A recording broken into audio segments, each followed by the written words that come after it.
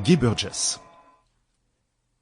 Guy Francis de Moncey-Burgess, 1911-1963, était un diplomate britannique et un agent soviétique appartenant au groupe d'espionnage appelé les Cambridge Five, et qui a opéré du milieu des années 1930 au début de la guerre froide.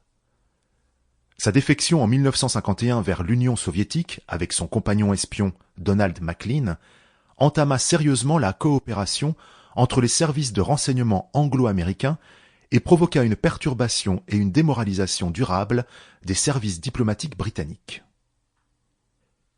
Né dans une riche famille de la classe moyenne, Burgess a fait ses études à Eton College, au Royal Naval College à Dartmouth et au Trinity College à Cambridge. Réseauteur assidu, il a embrassé les courants politiques gauchistes à Cambridge et a rejoint le Parti communiste de Grande-Bretagne. Il a été recruté par les services de renseignement soviétiques en 1935 sur recommandation du futur agent double Kim Philby.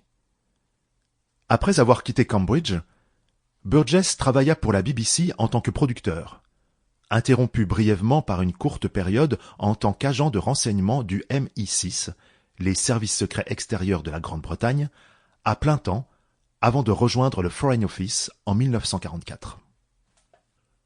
Au Foreign Office, c'est-à-dire le ministère des Affaires étrangères en Angleterre, Guy Burgess a agi en tant que secrétaire confidentiel de Hector McNeill, adjoint du secrétaire aux Affaires étrangères Ernest Bevin.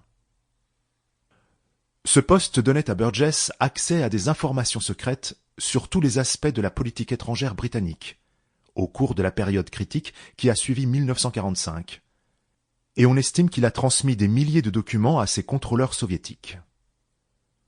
En 1950, il est nommé deuxième secrétaire de l'ambassade britannique à Washington, poste depuis lequel il est renvoyé chez lui après des comportements répréhensibles.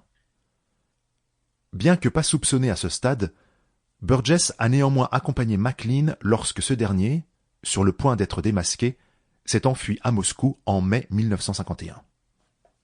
On ne savait pas où se trouvait Burgess de 1951 jusqu'en 1956, lorsqu'il comparut avec Maclean lors d'une brève conférence de presse à Moscou, affirmant que son objectif était d'améliorer les relations entre l'Union soviétique et l'Ouest. Il n'a plus jamais quitté l'Union soviétique. Il était souvent visité par des amis et des journalistes britanniques, dont la plupart... Sample complete. Ready to continue?